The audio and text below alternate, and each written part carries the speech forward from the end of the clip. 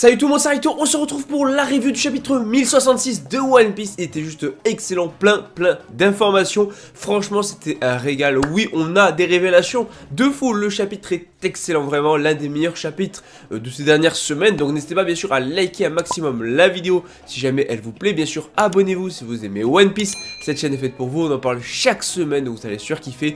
Et bien sûr, n'hésitez pas à activer la notification. Dites-moi en commentaire votre avis sur le chapitre. Mettez une note sur 10 comme d'habitude. Je dis c'est parti, let's go. Bon, rappelez-vous, dans le dernier chapitre, on avait fini sur une grosse révélation, le fait que ce qu'il y avait sur l'île ici, c'est que ça appartenait au royaume ancien et c'était vieux d'il y a 900 ans. Oui, c'est une masterclass, déjà c'est une énorme révélation, mais surtout comme on a conclu Robin, ça veut dire que les machines ont été créées justement pendant le siècle oublié, ou au cours en tout cas du siècle oublié, donc déjà grosse information. Et c'est juste super cool parce qu'on va avoir beaucoup de liens avec Ohara qui finalement est au centre de tout ça, et ça va être très cool. Et honnêtement c'est un chapitre qui est fort en émotion, rien qu'avec Robin et tout, on va en parler après, mais franchement c'était fort. Bon, première chose, on va revenir sur l'événement d'il y a 22 ans, à savoir le Buster Call lancé sur Ohara, tout simplement parce que les archéologues avaient découvert les détails justement de l'existence de ce royaume, du royaume ancien, et forcément le gouvernement a voulu s'en débarrasser, a voulu les faire taire. Et on voit surtout que finalement l'histoire du siècle oublié, c'est un conflit entre 20 nations et le royaume ancien, et ça s'est conclu par la victoire des 20 royaumes, puisque c'est les 20 vainqueurs de ce conflit là qui ont formé le gouvernement mondial, et qui forcément ont façonné le monde tel qu'on le connaît aujourd'hui, et du coup forcément ils veulent effacer toute trace de cette guerre là, toute trace du siècle oublié, toute trace de ce qui s'est passé, d'où le Buster Call lancé directement sur Ohara. Donc déjà là ça commence à fuser les informations. En plus de ça, forcément on apprend que tous ceux qui sont au courant en tout cas de ce qui s'est passé au siècle oublié, qui ont des infos sur l'ancien royaume et tout, sont éliminés. Donc c'est également pour ça sûrement qu'ils veulent éliminer Vegapunk, le gouvernement. Mais en plus de ça c'est pas tout, parce que maintenant eux aussi sont au courant. Donc du coup Sanji etc, ils sont tous au courant, Nami et tout. Donc forcément ils vont être aussi sur la liste à éliminer parce qu'ils détiennent des informations. Mais bon, après de toute façon c'est le jeu hein. Après bien sûr ça reste des hypothèses, ils n'ont pas d'affirmation réelle, mais si le gouvernement logiquement a lancé un Buster Call sur Ohara, c'est que les informations devaient être plutôt vraies finalement, et donc ça Robin n'en est pas sûr à 100%, mais voilà, c'est la conclusion la plus logique. Si le gouvernement t'élimine pour les informations que tu détiens, c'est qu'il y a de fortes chances qu'elles soient réelles. Et même Vegapunk qui est haut placé dans le gouvernement n'en sait rien, parce que le truc c'est que même si lui il essaie d'aborder ça avec la marine ou avec le gouvernement, il se ferait éliminer. C'est un sujet auquel tu ne peux pas, l'aborder, tu ne peux pas en parler sous peine d'être éradiqué. Et là on va avoir juste quelque chose de masterclass. Oui, c'est une dinguerie. On va retourner dans le passé sur ce qui s'est passé à Ohara, parce que la volonté de Ohara continue, d'Ohara continue à vivre. Donc voilà, forcément il y a ce jour là qui a choqué tout le monde hein, voilà. Où il y a eu le Buster Call qui a été lancé par le gouvernement et où une petite fille a survécu, l'enfant du démon comme on la nomme, voilà. Donc là c'est l'histoire qu'on connaît.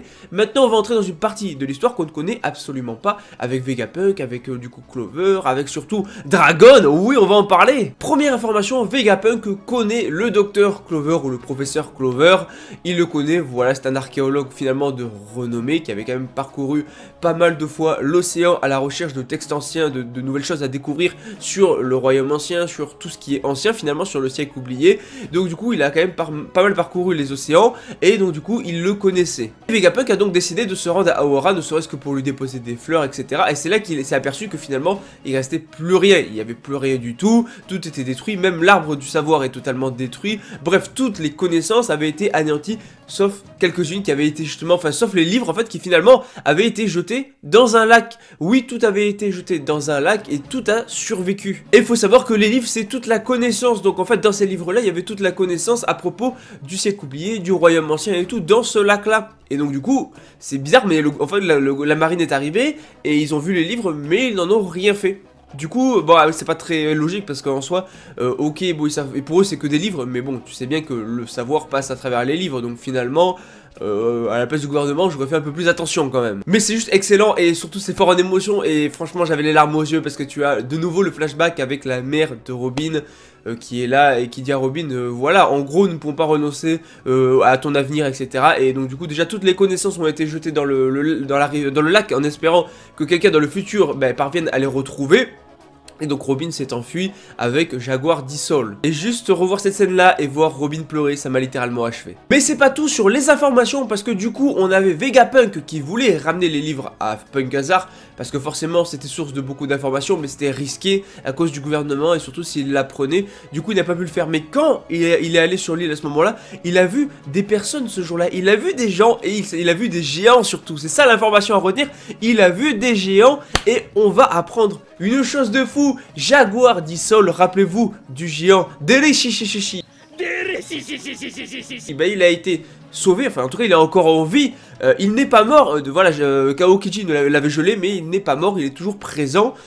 Et il a du coup sûrement appelé les géants pour que justement la mémoire de tous les gens, le sacrifice de tous les gens de Ohara ne soit pas vain, pour emmener du coup les livres sur Elbaf. Oui, les livres, la connaissance, le savoir sur le royaume ancien, sur le siècle oublié, tout est à Elbaf. Tout a été emmené par Jaguar Dissolve et les géants qui l'accompagnaient. Alors là j'ai envie d'en parler, du coup encore une fois Oda n'a pas tué un personnage, mais ça dessert pas forcément l'œuvre puisque c'est intéressant pour le scénario et c'était le seul qui était encore en vie sur l'île, donc logiquement on peut pardonner ça parce que du coup ça a permis du coup d'emmener les livres à Ohara, enfin d'Ohara directement à Elbaf, donc on peut à la limite pardonner, mais encore une fois Oda n'a pas tué un personnage par contre. Bah après c'est pas forcément trop grave pour le coup parce que ça apporte quand même un côté scénaristique et il y a quand même quelque chose derrière, ça raconte quelque chose, donc c'est pas un problème. Mais c'est pas tout parce qu'on a un truc de fou, Dragon va se pointer, il connaît le docteur Vegapunk mais surtout il connaissait aussi Clover. Oui, le docteur Clover. En même temps, comme j'ai dit, le mec a voyagé pas mal à la recherche de textes anciens et tout. Il a eu le temps de rencontrer plein de gens. Donc, il a rencontré Vegapunk, il le connaissait. Il connaissait du coup Dragon aussi. Donc, du coup, Dragon qui débarque, Dragon qui parle avec Vegapunk. Alors, Vegapunk, au niveau de son apparence, faut être très inspiré de Einstein, etc. Voilà, avec le crâne juste énorme. Bon, voilà, pas grand chose à dire, il est horrible. Il est horrible, mais pourquoi pas, c'est vraiment la tête d'un scientifique, y a aucun problème. Par contre, Dragon, beaucoup trop stylé, il a un faux air à Roxdy Xebec. Voilà, je dis ça comme ça. On a une discussion super intéressante entre Dragon et Vegapunk où justement Dragon dit qu'il est content que finalement il y ait des géants pour les surveiller parce que du coup avec les chiens du gouvernement qui débarquent dont Vegapunk, voilà.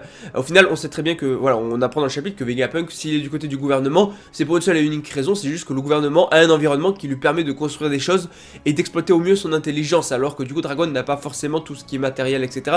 ou tout ce qui est finance, donc il ne peut pas de toute façon créer ce qu'il veut du côté de Dragon, donc il a choisi le gouvernement et il se dit qu'il y a peut-être des gens, en tout cas dans la marine, qui pourraient être raisonnés, mais voilà. Et c'est d'ailleurs tout cet événement avec le Buster Call, Ohara, etc. qui a du coup éliminé tous les savants qui finalement étaient des savants inoffensifs, c'était pas des combattants, ils étaient pas là pour tuer, ils étaient juste là pour leur soif de savoir, pour avoir plus de connaissances et tout, et au final, voilà, carrément ça a été remis en cause leur autorité, enfin juste parce qu'ils ont remis en cause leur autorité, voilà, ils ont été éliminés, donc à partir de là tu peux pas faire confiance au gouvernement, et c'est à partir de là que Dragon a décidé de lever une armée qui pourra aller combattre directement au front, et cette armée là, c'est bien sûr l'armée révolutionnaire, grosse information, et du coup c'est vrai que Dragon n'était pas pour la guerre, mais il y a un moment, il veut changer le monde, c'est ça qu'il veut, c'est ça son objectif, changer le monde pour un monde meilleur, sans que le gouvernement anéantisse tout le monde. Et c'est à partir de là qu'a été créée l'armée révolutionnaire. Et il ne veut pas que la volonté d'Ohara meure avec Clover. Mais surtout, c'est donc du coup les premiers fondateurs qu'on a avec du coup Kuma, Ivankov, Imperio, voilà, donc les premiers fondateurs de l'armée révolutionnaire. Voilà, on sait comment a été créée l'armée révolutionnaire, on sait pourquoi elle a été créée, on a l'origine de tout ça, le moment où Dragon a annoncé créer cette armée, et rien que pour ça c'est une information incroyable, c'était énorme. Et c'est assez marrant parce que c'est vrai que Robin avait eu un lien avec l'armée révolutionnaire, et c'est vrai que l'armée révolutionnaire dont Dragon connaissait finalement Clover, donc tout est parfaitement relié, même Vegapunk est relié à ça aussi.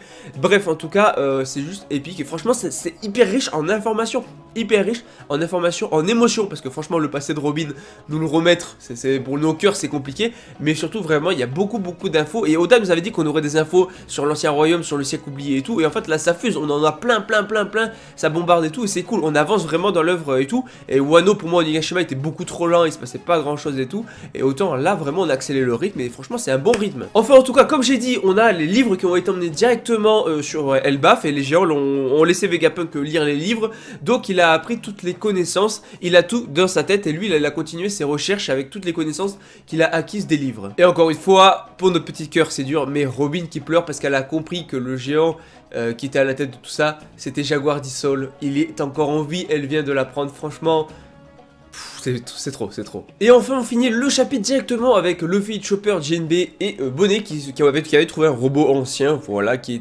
datait même, j'ai envie de dire, de l'ancien royaume. Et donc du coup, bon, ils essaient de le faire bouger parce que le robot bouge pas, du coup ils vont l'appeler, ils vont essayer de donner son nom, ils vont l'appeler Bouge Robonosuke, Rubo, enfin Roibo, enfin ils vont lui donner des noms chelous. Bref, en tout cas à un moment le robot d'un coup va s'illuminer et surtout on voit le vrai docteur Vegapunk, son vrai corps a priori, d'ailleurs qui a été légèrement modifié puisqu'il n'a plus sa tête genre super longue à l'Einstein, donc il a dû, je sais pas, il l'a coupé ou il l'a raccourci, bon bref, de toute façon il a des technologies, donc il a dû trouver un moyen de raccourcir sa tête, sinon il est aussi moche toujours, mais bon, y a pas de souci là-dessus. Bref, c'est le vrai docteur Vegapunk qui tombe sur Luffy et tout, et il savait que Luffy viendrait, il le dit, voilà, le fils de Dragon, il sait qui est Luffy, il sait que c'est le fils de Dragon, ça explique aussi pourquoi justement Vegapunk était intéressé par Luffy finalement, hein, parce qu'il connaissait Dragon, etc.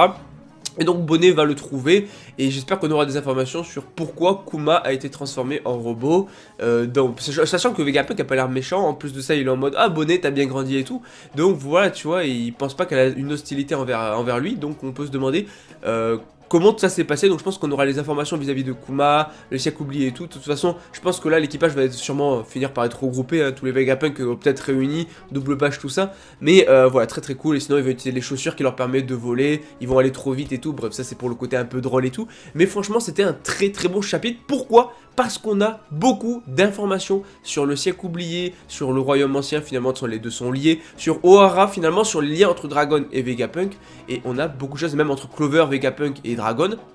Et rien que pour ça, le chapitre est excellent. Ça fait plaisir d'avoir un chapitre aussi riche en informations, qui avance beaucoup, qui donne beaucoup d'informations. Parce que c'est vrai qu'on utilise plein de mystères et tout, mais c'est quand même mieux quand on a enfin des informations, enfin des révélations. Plus forcément, on te met le flashback de Robin, t'as envie de pleurer. Voilà, bon, en tout cas, excellent chapitre. Dites-moi en commentaire, vous, ce que vous en avez pensé. Moi, j'ai vraiment adoré. Pour moi, il était encore meilleur que celui de la semaine dernière. Vraiment, je le dis, il était meilleur que celui de la semaine dernière. En tout cas, n'hésitez pas, bien sûr, à liker, à partager, à vous abonner, à me dire en commentaire votre avis sur le chapitre. Moi, je vous dis à très bientôt pour une prochaine vidéo sur One Piece. Vraiment, abonnez-vous, c'est hyper important. Vous le savez, c'est hyper important. Faut qu'on atteigne ensemble les 100 000 abonnés. Et en plus, si vous aimez One Piece, vous allez adorer la chaîne. Moi, je vous dis du coup à la prochaine. Allez, ciao tout le monde.